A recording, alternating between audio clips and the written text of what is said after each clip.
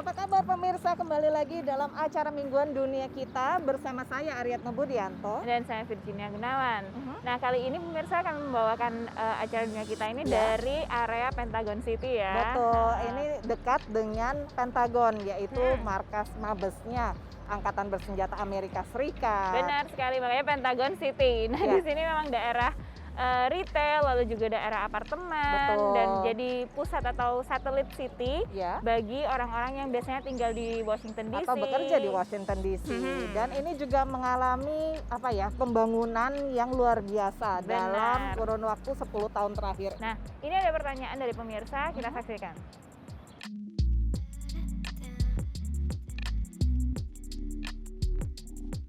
Ya, terima kasih Mbak Mili di Bekasi atas pertanyaannya. Liputan tentang warga Amerika Serikat atau di Amerika Serikat yang mengenakan cadar itu nanti akan kita bawakan ya kalau misalnya ada ya. Terus ya. terang, saya sendiri jarang melihat warga bercadar di Amerika Serikat. Saya pribadi pernah melihat mereka di mall di pinggiran Washington DC, tapi itu juga jarang sekali. Memang benar konsentrasi Muslim itu ada kantong-kantongnya Betul, sendiri ya, ya. terutama di daerah-daerah mungkin yang metropolitan Betul. atau kota besar. Populasi Muslim di Amerika Serikat, kita bicara populasi Muslimnya dulu, Ya. itu hanya sekitar 1%, 1% ya, ya. jadi sekitar 3-5 juta. Ini Benar. nggak akan ada yang bisa benar-benar menjelaskan berapa jumlah tepatnya benar, ya. untuk Jadi sensusnya. diperkirakan 1%. Nah, dari jumlah Muslim seperti itu, jumlah yang bercadar pun tidak banyak. Namun di sedikit Amerika lagi. Serikat, penggunaan pakaian, atribusi keagamaan itu Ya. bebas ya, Nak ya. Betul, tidak ada Termasuk- larangan. Benar, termasuk dalam konstitusi Amerika Serikat, di mana itu adalah kebebasan untuk berpendapat, Ya. kebebasan untuk memeluk agamanya masing-masing Betul. dengan atribusi agamanya. Mempraktekkan keyakinannya masing-masing. Benar. Namun apakah ada kasus pelecehan? Ya, itu memang terjadi dalam konteks mungkin ada sebagian orang yang tidak menyukai atau punya masalah dengan Islamofobia di Amerika Betul. Serikat. Dari data yang dikumpulkan oleh Center of America Progress, itu selama 5-10 tahun terakhir itu memang ada Islamofobia yang cukup besar di Amerika Serikat, Ya. terutama terkait retorik-retorik pemilu, retorik politik yang digunakan oleh para politisi untuk membangkitkan rasa benci terhadap sekelompok tertentu, etnis Betul. tertentu. Semoga menjawab ya Mili. Dan kalau misalnya kita melihat bagaimana dinamika warga minoritas itu diperlakukan di Amerika Serikat, mungkin sekarang ini yang sedang hangat dibicarakan adalah kekerasan terhadap warga Asia Benar. atau warga keturunan Asia. Mhm. AAPI yaitu sebuah organisasi anti-hate atau anti kekerasan ya terhadap warga Asia itu mencatat adanya hampir 4.000 kasus kekerasan terhadap warga Asia yang terjadi selama pandemi ini, selama setahun terakhir. Iya, mulai dari Maret itu Iya. ya, Nak ya. Nah, kekerasannya juga bermacam-macam, mulai dari verbal atau bahkan melakukan tindakan fisik terhadap warga keturunan Asia. Ya. Nah, ini ada beberapa cara yang dilakukan oleh diaspora Indonesia untuk menunjukkan solidaritas mereka Ya. kepada sesama warga Asia di Amerika Serikat. Di penjuru Amerika, kekerasan ditujukan ke warga Amerika keturunan Asia, mulai dari serangan verbal hingga serangan fisik. Tak hanya warga usia muda, lansia pun jadi sasaran. These patterns have been pretty consistent throughout the year. And what we've noticed is that people are targeting those whom they think are vulnerable. Organisasi Stop APPI Hate menerima 2.500 lebih laporan kekerasan terhadap warga Asia di berbagai wilayah AS selama kurun waktu 5 bulan pada tahun lalu. Kasus kekerasan meningkat sejak awal pandemi virus corona. Kalangan aktivis mencatat peningkatan terjadi di saat Presiden AS saat itu, Donald Trump, menyebut virus corona sebagai China virus karena dianggap berasal dari Wuhan, Tiongkok. I would like to begin by announcing some important developments in our war against the Chinese virus. Di awal pemerintahannya, Presiden baru AS Joe Biden menandatangani instruksi presiden yang mengutuk dan menolak tindakan rasis serta kekerasan pada warga Amerika keturunan Asia. Sejumlah selebriti keturunan Asia di Amerika juga bersuara. Tak ketinggalan fotografer asal Indonesia, Reinhard Kenneth, yang menggunakan medium fotografi sebagai ekspresi kampanyenya. Aku nggak mau buta, aku nggak mau kayak anggap kayak there's this whole issue that's happening to my brothers and sisters out there, and I'm not gonna speak up. So if this is my way of speaking up, if this is my way of maybe creating change, then that would be menjadi persembahan aku untuk dunia gitu. Proyek Hate is a Virus-nya adalah kolaborasi dengan sejumlah seniman Asia Amerika. Ketika mengerjakan proyek ini, Reinhard teringat tanah air.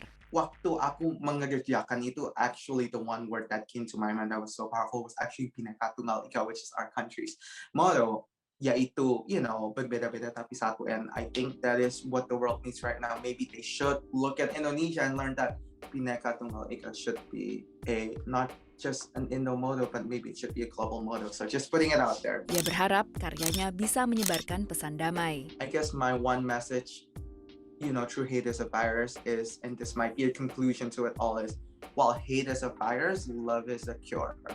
Warga Amerika keturunan Asia mencakup sekitar 6,5% penduduk AS menurut pantauan sensus terakhir. Kelompok Asia Amerika terbesar adalah keturunan Tionghoa, India, serta Filipina. Dari Alexandria, Virginia Gunawan, VOA. Pemirsa, kita akan istirahat dulu, tapi jangan kemana-mana. Setelah yang satu ini, kami masih ada liputan tentang para perempuan inspiratif, ada diaspora Indonesia juga. Tapi sebelumnya kita istirahat dulu, jangan kemana-mana, tetap di Dunia kita.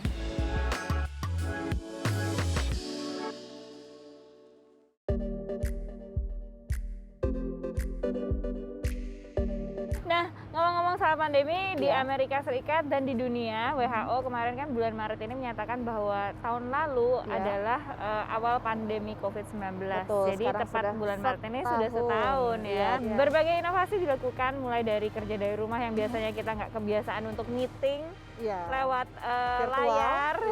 Cuman ternyata segala sesuatunya itu bisa dimungkinkan dengan bantuan teknologi. Benar. Nah, salah satunya Gini, yang juga sebetulnya teknologi tapi tidak kelihatan adalah tembaga di dalam masker kita. Nah, ini kita akan melihat pabriknya yang dimiliki oleh perempuan yang tadinya dia usaha sebetulnya baju renang, Jin. Tapi sejak pandemi dia jadi bikin masker dan APD. Harus berinovasi ya. Ada perempuan lain yang juga berinovasi dan juga punya keterampilan bahkan unggul dalam bidangnya, yaitu Murisa, seorang diaspora Indonesia yang juga bekerja di Tesla, perusahaan yang cukup dikenal sebagai perusahaan mobil listrik.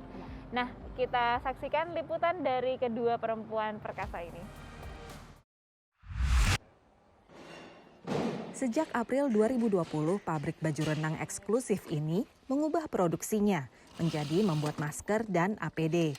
Saat COVID-19 merebak, penjualan swimwear merek Karla Kaledon anjlok 75%. We knew we needed to start to do something different to keep ourselves in business. We were forced to halt our swimwear production, and at the time, we also noticed that the hospitals and the doctors and nurses were in dire need of PPE. Sebagian masker pakai ulang buatan mereka dilengkapi tembaga partikel nano yang berfungsi sebagai antibakteri. Khasiatnya bisa bertahan hingga 30 kali cuci. Realized that the processes of making a mask were very similar to making a swimsuit. A lot of the techniques and the components were complementary. Sejauh ini merek Karla Kaledon telah memproduksi lebih dari 15.000 APD dan 22.000 masker dengan tembaga. Pelapis tahan air khusus memungkinkan fungsi antibakteri bertahan walau masker dicuci berulang kali. There were so many things to take into consideration with the pandemic. I mean, we had to rearrange machinery for social distancing.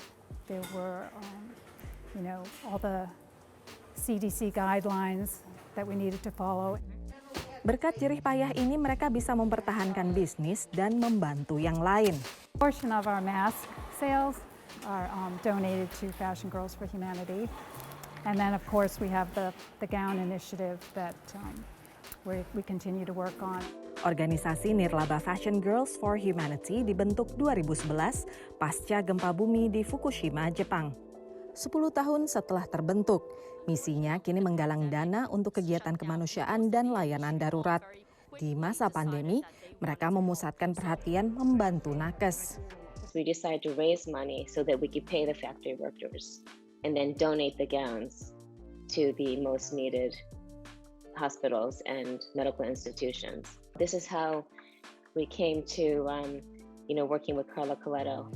Menurut Carla, pabriknya akan terus menyumbang untuk misi kemanusiaan dan tetap memproduksi APD selama dibutuhkan. Dari Vienna, Virginia, VOA. Saat ini semakin banyak kendaraan dengan fitur kecerdasan buatan swakemudi penuh. Di antaranya Tesla yang telah meluncurkan fitur full self-driving secara terbatas bagi sebagian pengguna mobilnya. Dan salah satu insinyur perangkat lunak autopilot dari perusahaan ini adalah seorang diaspora Indonesia. Nama saya Morisa Cokro, saya sekarang tinggal di San Francisco dan bekerja sebagai autopilot software engineer di Tesla. Fitur full self-driving ini adalah salah satu proyek terbesar Tesla yang merupakan tingkat tertinggi dari sistem autopilot, di mana pengemudi tidak perlu lagi menginjak pedal rem dan gas. Nah, apa saja sih tugas Morisa Cokro dalam proyek ini? Fokusku lagi di proyek full self-driving atau yang namanya FSD. Jadi itu tuh autonomous multi-agent system level 5.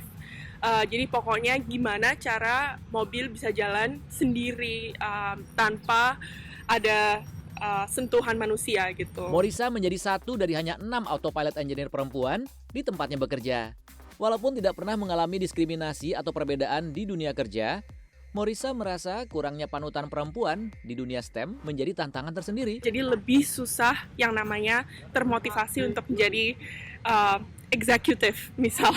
Karena nggak biasa mungkin bagi kita untuk di posisi itu sebagai perempuan gitu.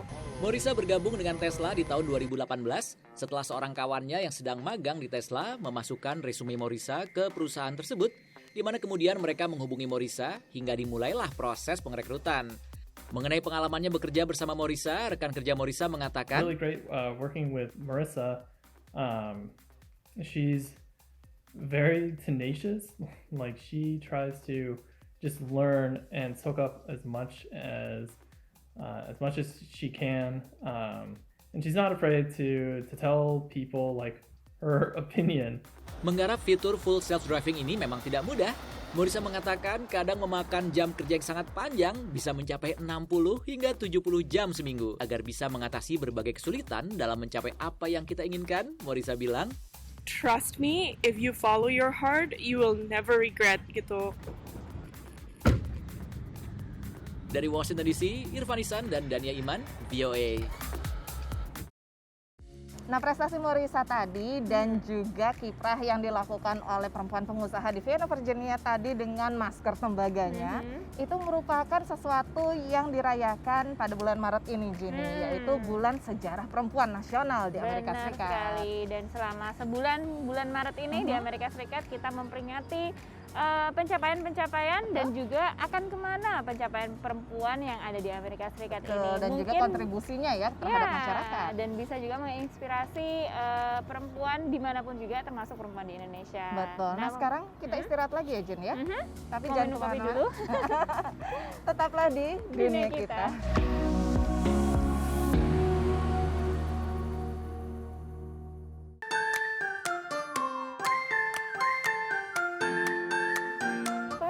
Dalam program dunia kita dan kita masih membahas soal setahun pandemi di Amerika Serikat dan di dunia ya, di-declare oleh WHO, Badan Organisasi Kesehatan Dunia, yang menyatakan bahwa COVID itu adalah pandemi dunia, Nak. Dan sekarang kita berusaha untuk bagaimana berinovasi dan beradaptasi, walaupun selama setahun ini memang kelihatannya membingungkan ya, kayak sebentar banyak hal yang janggal atau banyak hal baru yang harus kita pelajari. Ada yang kagok, ada yang kata istilah Inggrisnya sih hiccup gitu ya. Cuman ya untungnya semuanya beradaptasi ya. Ada yang agak sulit, ada yang cukup mudah, ada yang berhasil, ada yang gagal. Ada yang gagal juga ya, namanya trial. Kalau misalnya nggak begini mungkin nggak pernah akan dicoba gitu ya. Nah, kalau tadi kan kita udah bicara soal inovasi dalam dunia kerja atau dalam kesehatan ya, dengan masker tembaga tadi. Kita beralih ke soal nutrisi dan apa saja yang dimakan selama masa COVID ini. Nah, ngomong-ngomong soal nutrisinya, bulan Maret ini adalah bulan nutrisi nasional di Amerika Serikat ya. Jadi itu adalah sebuah bulan di mana mengkampanyekan untuk memenuhi sehat, memenuhi nutrisi. gizi, ya. Walaupun Amerika negara kaya, tapi sebetulnya banyak sekali masalah kelaparan di antara warganya, terutama di Benar. perkotaan. Juga ada Lalu- kesenjangan nutrisi juga Betul, ya. iya. Jadi banyak makanan yang tidak sehat, walaupun mereka makan, walaupun kenyang, tapi belum tentu isinya yang dimakan itu sehat. Iya, nah ini ada salah satu solusi yang ditawarkan itu adalah farming atau melakukan pertanian itu di dalam ruangan untuk menjaga climate atau menjaga faktor-faktor agar produksi tanaman itu lebih efektif dan lebih efisien. Nah, itu terutama di masa pandemi ini perlu ya. Jadi tiba-tiba ada sebuah disrupsi gitu ya. Proses untuk distribusi pangan itu tidak terganggu. Aku Iya. setuju tuh dengan itu.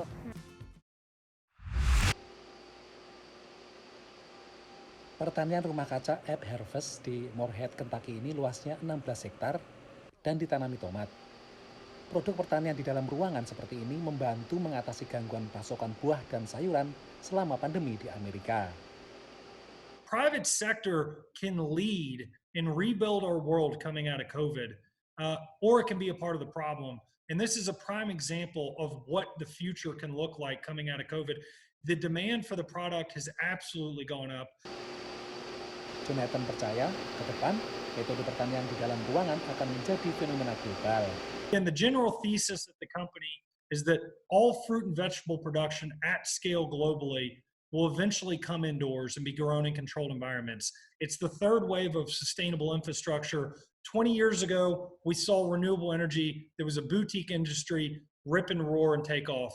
10 years ago, it was electric vehicles. And now you see every automotive company moving towards EV. And then right now, it's infrastructure and technology going onto farms to grow in controlled environments. It produces a much better product and aligns with nature in a much better way. Produk pertanian rumah kaca juga memiliki kelebihan dibanding yang dihasilkan di lahan terbuka. You can certainly taste the difference between indoor and outdoor grown products and local products and products that have been shipped for a long time. You know, the products that are grown in the salad bowl of the West Coast are grown for the logistics. They're grown so that they can withstand, a week on a truck and then more weeks in distribution centers and on the shelf. Our product gets from harvest to the grocery store in 24 hours. It tastes completely different, just like something that you grow in your backyard tastes completely different than what you buy from the West Coast. Namun bukan berarti bercocok tanam dengan metode ini tidak mengundang masalah. Para pengkritik menyoal dampak lingkungan karena penggunaan listrik berkekuatan tinggi. Persoalan ini bisa diatasi dengan menggunakan tenaga surya. With climate change, droughts, cross-contamination from animal farms, major labor issues, we think that indoor farming is a better solution for today and certainly for tomorrow. Meski berkembang pesat, produk pertanian vertikal atau rumah kaca masih terbilang kecil dibanding yang dihasilkan pertanian lahan terbuka. Steve Platt berharap dalam waktu 10 tahun, separuh dari produk sayur di Amerika dihasilkan dari pertanian dalam ruangan, meningkat dari 10% selama ini. Demikian tim VOA. Lewat liputan tadi, maka tuntas sudah dunia kita episode kali ini. Jangan lupa pemirsa, kalau mau nonton lagi dunia kita atau program Vio yang lainnya, langsung aja kunjungi situs kami di www.voaindonesia.com dan juga channel YouTube kami, VOA Indonesia. Dan jangan lupa juga jadi sahabat kami di Twitter, Facebook, maupun Instagram dengan akun VOA Indonesia. Dan jika Anda punya pertanyaan, saran, atau bisa juga memberikan ide liputan bisa langsung DM ke akun sosial media tadi atau bisa ke akun sosial media kami berdua. Nanti kami jawab pertanyaan Anda ya. Betul, dan juga pasti bisa di akun VOA Indonesia tentunya. Dari Arlington di Virginia, kami undur diri dulu. Saya Aryatna Budianto. Dan saya Virginia Gunawan. Sampai ketemu lagi. Stay safe and stay healthy pemirsa. Dadah.